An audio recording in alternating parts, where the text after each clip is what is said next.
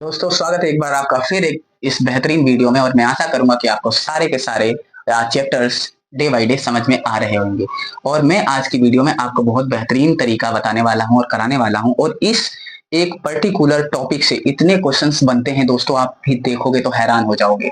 आप चाहे देख लो उठा करके यूपी पीसीएस, स्टेट पीसीएस, कोई भी स्टेट पीसीएस है ना। और यूपीएससी तो हमारा मेन टारगेट है, तो उसके हिसाब से तो मैं आपको करा ही रहा हूँ। एसएससी तक भी छोटे एग्जाम में भी देखो आप, ये बहुत जरूरी है। ठीक है दोस्तों। दोस्तों मैं आपको कुछ बताना चाहता हूँ कि ये मैंने यहाँ तक इसलिए लिख दिया है क्योंकि मैं वीडियो बना रहा था तो मेरे माइक की आवाज कम हो गई थी। मैं इसीलिए दोबारा से आप लोगों के लिए मेहनत कर रहा हूँ, वीडियो बना रहा हूँ। लेकिन मैं ये नहीं करूंगा कि इसको मैंने समझाया नहीं, मैं आपको इसे समझाऊंगा, उसके बाद ही आगे बढ़ता हूँ। ठीक है दोस्तों। तो आइए देखते हैं। आज हम देखने वाले हैं भारत का उत्तरी मैदान। और उत्तरी मैदान में भारत का मैदान सबसे पहले हम बीच में लिख लेंगे। उसके बाद लिखेंगे कि इसकी परिभाषा क्या है, कि नदियों द्वारा लाए गए जलोढ़ निक्षेप से बना है। मतलब नदियां जो भी लेकर आती हैं उससे ये बना हुआ है। और उसके बाद जलोढ़ निक्षेप की अधिकतम इसकी गहराई कितनी है, मतलब जब नीचे इसको खोदोगे तो इसकी गहराई कितनी है, 1000 से 2000 मीटर तक। ठीक है दोस्तों। उसके बाद तीसरा पॉइंट हमने देखा कि सघन जनसंख्या वाला क्षेत्र, यहाँ पे बहुत ज्यादा जनसंख्या होती है। आपको पता है जहाँ पे पानी की कैपेसिटी ज्यादा होती है वहां पर ही तो ज्यादा से ज्यादा गरीब लोग बसते हैं, है ना। क्योंकि उन्हें भी अपनी बहुत सारी जरूरतों को फुलफिल करना होता है। तो इसी तरीके से यहाँ पर बहुत सारी जनसंख्या पाई जाती है। तो अब हमने देख लिए तीनों पॉइंट। ठीक है। अब हम चलते हैं नेक्स्ट पॉइंट, चौथा पॉइंट क्या होगा वो इधर से लिखते हैं, क्योंकि अभी मैं बताता हूँ आपको। बहुत बेहतरीन क्लास होने वाली है दोस्तों। और मैं माइक को भी इस बार देख ही रहा हूँ कि कहीं गड़बड़ तो नहीं हो रही। ये अत्यधिक उपजाऊ क्षेत्र है। क्या है? अत्यधिक उपजाऊ क्षेत्र। बस इतना याद करो कि अत्यधिक उपजाऊ क्षेत्र। ये देखो इसकी विशेषताएं निकल के आ रही हैं। कई बार यूपीएससी के जो आप मतलब जीएस के पेपर्स उठा के देखोगे तो उसमें कई बार सीधा सीधा सवाल आया है ज्योग्राफी का, कि भारत के उत्तरी मैदान का क्या मतलब है और उसकी प्रमुख विशेषताएं क्या क्या है। मैंने उसका मतलब बताया और अब इसकी विशेषताएं बता रहा हूँ। ठीक है। और आप प्रीलिम्स में तो देखोगे ही कि इसी में से ही कितने सारे सवाल बनेंगे, अभी बताता हूँ मैं आपको। ठीक है। अब हम एक पॉइंट इधर देखते हैं, विस्तार। जब हम इसका विस्तार देखेंगे तो विस्तार में ये कितना है दोस्तों, 7 लाख वर्ग किलोमीटर लगभग। ऐसे लिखो, लगभग 7 लाख वर्ग किलोमीटर। ठीक है। इतना याद रखो बस, इससे ज्यादा याद करने की कोई जरूरत नहीं है। ठीक है। और इसे भी उसी तरीके से चेक करें। बस एक परिभाषा, एक मतलब हमारी ये हो गई विशेषता। अब आते हैं दूसरी, इसकी लंबाई कितनी है। लंबाई लंबाई देखें तो दोस्तों 3200 किलोमीटर। देखा आपने, ये भी देखा होगा, अभी मैं आपको समझा भी देता हूं कि ये कहां से कहां तक फैला हुआ है। अगर आप इंडिया का मैप देखोगे तो उसमें यहां से लेकर के, पंजाब से लेकर के पूरा का पूरा बहुत लंबा फैला हुआ है जहां तक गंगा गई है। ठीक है। गंगा बे ऑफ बंगाल में गिर जाती है जाकर, वो भी मैं आपको मैपिंग वाले चैप्टर्स में समझाऊंगा एक एक करके। और उससे पहले आप लोग चैनल जरूर सब्सक्राइब करेंगे। ठीक है दोस्तों। अब हम एक और देखते हैं, यहाँ पे एक इंपॉर्टेंट विशेषता निकल कर आने वाली है। उत्तर से दक्षिण विभाजन इसका क्या है। देखो दोस्तों यहां से आते हैं, उत्तर से दक्षिण विभाजन। ठीक है। यहाँ पे मैंने शॉर्ट लिख दिया दक्षिण। अब देखो यहाँ पे 100% यहाँ से पूछे जाते हैं। अभी आप लोग देखोगे कि बोलोगे हाँ जी सर बिल्कुल पूछे जाते हैं, क्योंकि सबसे पहले हम इधर ही देखते हैं। क्या देखोगे, भाबर। अभी हम इनके बारे में भी पढ़ेंगे, भाबर, तराई। ठीक है। तराई क्षेत्र होता है। और एक होता है जलोढ़ मैदान, जिसे बोलते हैं नया जलोढ़, पुराना जलोढ़, जलोढ़ मैदान। बस इस तरीके से आपको याद रखना है। ठीक है। देखो कितना बेहतरीन लग रहा है, कितना अच्छा समझा रहा हूं मैं आप लोगों को, है ना। और बिल्कुल क्रिस्टल क्लियर समझा रहा हूं। क्योंकि आप लोगों को देखो क्या है कि आप लोग क्या होता है विशेषताएं की तरीके के से लिख लेते हैं और आप लोगों को समझ में नहीं आता फिर बाद में जब रिवीजन करते हैं। लेकिन हाँ, जब आप इस तरीके से देखेंगे और देखेंगे हाँ जी कितना अच्छा समझ में आ रहा है, तो आप लोग खुद ही उत्साहित होंगे पढ़ने के लिए। ठीक है। ये भी दोस्तों एक टेक्निक है जो मैं आप लोगों को सिखा रहा हूँ। ऐसा कभी किसी ने, किसी टीचर ने कभी किसी स्टूडेंट को नहीं सिखाया होगा इस तरीके से नोट्स बनाना। ठीक है। फिर इसकी चौड़ाई लगभग कितनी है, चौड़ाई को इस तरीके से शॉर्ट में लिख दो। और लगभग, देखो दोस्तों हर जगह लगभग लिखा जाता है, इसका मतलब यह है कि ना ज्यादा ना कम, बीच का हिस्सा निकाला जाता है। तो 150 से 300 किलोमीटर, 150 से, कहीं 150 है तो कहीं 300 भी है। ठीक है। इस तरीके से हमने देखा, कितना बेहतरीन तरीके से देखा दोस्तों। आप लोगों को पसंद जरूर आया होगा ये हमारा ये वाला तरीका जो हम पढ़ा रहे हैं आप लोगों को, है ना दोस्तों। अगर पसंद आए तो प्लीज लाइक तो करा करिए, लाइक ऐसे कर दीजिए करिए, क्योंकि लाइक करोगे तो हमें भी अच्छा लगता है कि हाँ हमारे सेशन में बहुत सारी लाइक्स हो रही हैं। अब हम आगे बढ़ते हैं, आगे भी देखेंगे, अभी इसी में ही बहुत सारी चीजें और भी देखनी है। सो दोस्तों अब हम देखते हैं थोड़ा सा आगे चलकर, और हम क्या देखेंगे इसमें। अब हम देखने वाले हैं कि इसमें जो मैंने ये बताए थे ना कि भाबर, तराई, जलोढ़, ये बहुत इंपॉर्टेंट हैं, ये भी विशेषताओं में बनते हैं और पर्टिकुलर क्वेश्चंस भी बनते हैं, आप लोग उठाकर देख लीजिए। ठीक है, तो मैं अब लिखने वाला हूँ यहाँ पर क्या दोस्तों, यहाँ पर लिखने वाला हूँ भाबर क्षेत्र। तो यहाँ लिखो भाबर क्षेत्र, इस तरीके से यहाँ पे लिखो भाबर क्षेत्र। ठीक है, तो दोस्तों अब हम क्या देखेंगे, भाबर वाला क्षेत्र, और भाबर को बहुत बेहतरीन तरीके से देखेंगे। भाबर, तराई, इस तरीके से हम लोग इसको आज देखने वाले हैं। सो भाबर में देखो बहुत सी मतलब इसकी विशेषताएं हैं, तो हमें केवल क्या करना है, इस तरीके से आप लोग इस तरीके से कर लो, और इस तरीके से पहली विशेषताएं देखेंगे कि ये कहाँ पे है। तो शिवालिक हिमालय की दक्षिणी ढाल पर, कहाँ पे, शिवालिक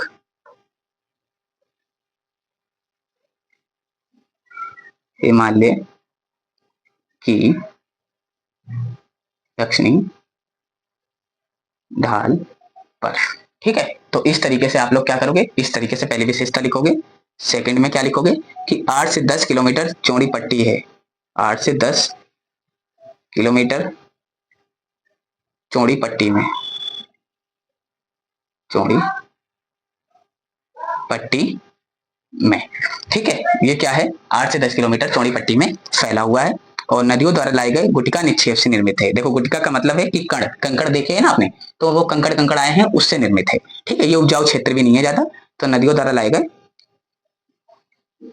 नदियों द्वारा लाए गए गुटिका निक्षेप से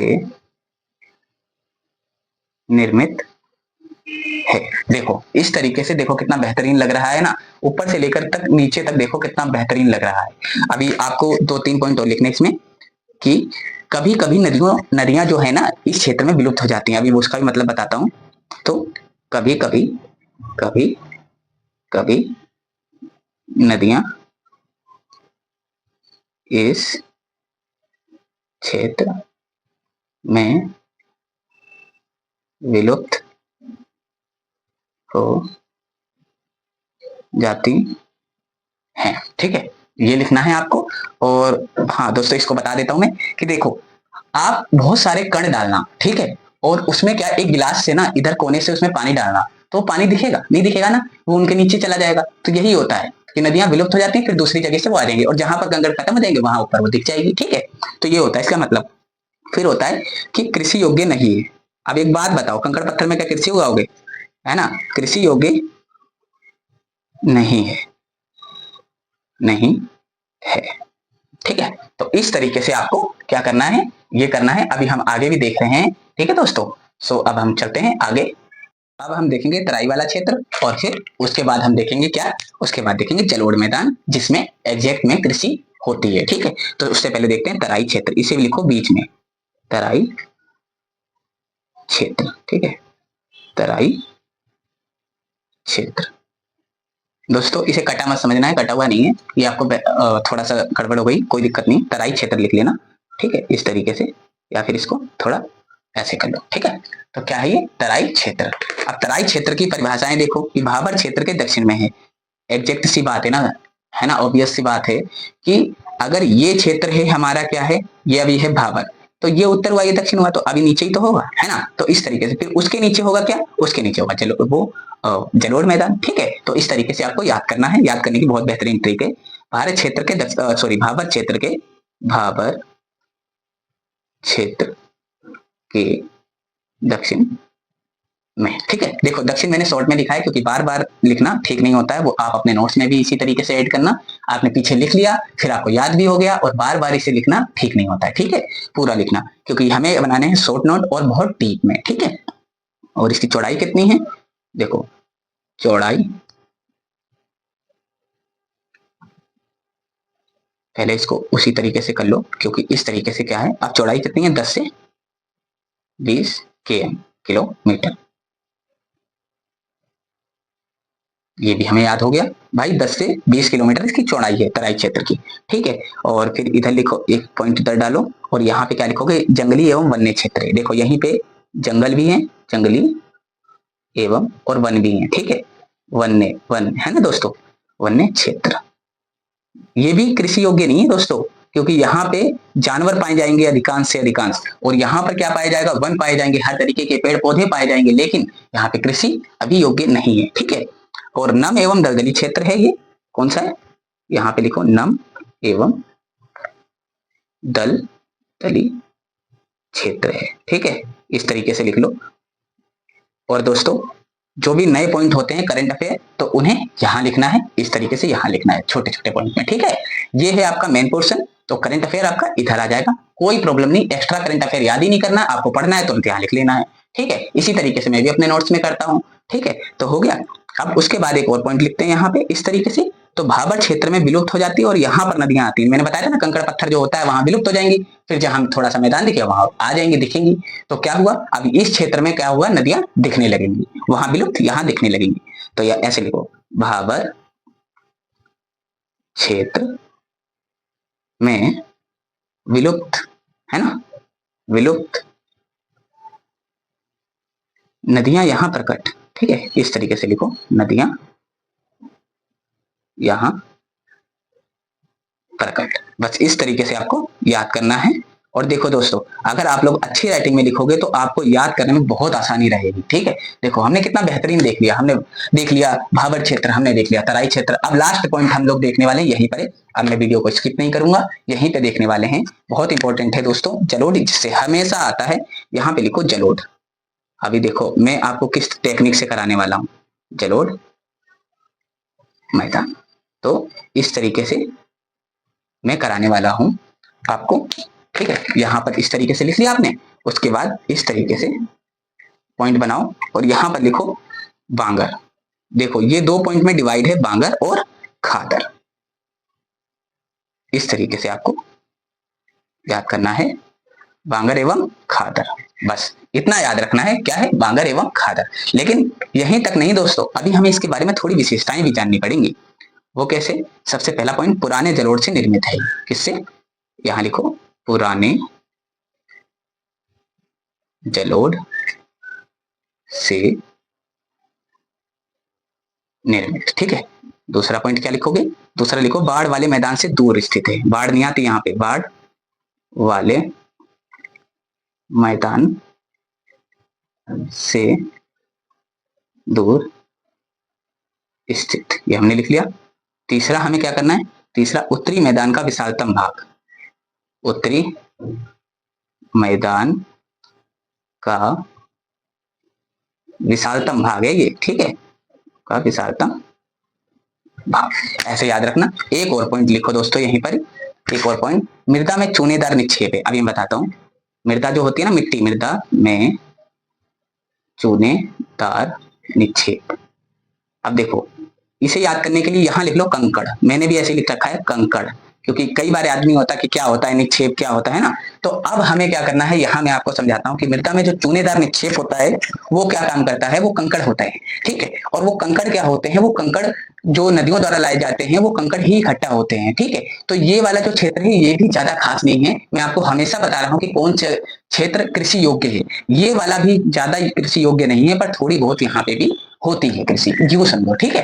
अब हम देखो इसके बाद इस वाले पॉइंट पे आ जाते हैं, खादर पे। खादर में क्या, नवीन जलोढ़ से, देखो अब इसको क्या है, इसको क्या है, डिफरेंट देखेंगे दोनों में, ठीक है। तो नवीन जलोढ़ से निर्मित, जलोढ़ से निर्मित, ये दोस्तों ये वीडियो बहुत खास है और मैं आप लोगों को पूरा सिलेबस कराऊंगा, बस आप लोग कमेंट में भी तो किया करिए, कमेंट तो करते ही नहीं है कि तो कैसा लग रहा है, कि हमें ये सेशन पसंद आ रहा है कि नहीं आ रहा है। मुझे खुशी होगी अगर आप लोग कमेंट करेंगे, ठीक है दोस्तों।